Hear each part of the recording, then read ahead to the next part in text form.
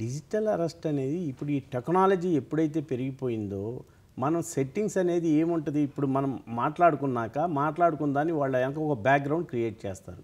Create చేసిన తర్వాత వాళ్ళే ఒక డ్రెస్సులేసుకుంటారు. ఆ ఫిజికల్ అపియరెన్స్ ఉన్న మనుషులను పెట్టేసేసి పోలీస్ డ్రెస్, సీబీఐ డ్రెస్ కానివ్వండి, లేకపోతే పోలీస్ డ్రెస్ కానివ్వండి, కస్టమ్ అధికారుల డ్రెస్ కానివ్వండి, ఈడీ అంటారు ఎన్ఫోర్స్‌మెంట్ డ్రెస్సులు పెట్టేసేసుకొని ఒక రకమైన అట్మాస్ఫియర్‌ని క్రియేట్ చేస్తారు. నిజంగానే మనల్ని నమ్మిస్తారనమాట త్రూ వీడియో కాల్స్ కానీ, లేకపోతే ఈ జూము, లేకపోతే ఈ స్కైప్ ద్వారా వాళ్ళందరూ నిజంగానే ఒక గవర్నమెంట్ ఆఫీస్‌లో, సీబీఐ ఆఫీస్‌లోనో, లేకపోతే నార్కో డ్రగ్స్ ఆఫీస్‌లో గానో, అది ఇంకో ఆఫీస్‌లో ఉన్నట్టు నమ్మిచ్చేసి, తెలియని వాళ్ళని ఓహో! నిజంగానే వాళ్ళు సీబీఐ అధికారులు కావాలా, అక్కడి నుంచి మాట్లాడుతున్నారు.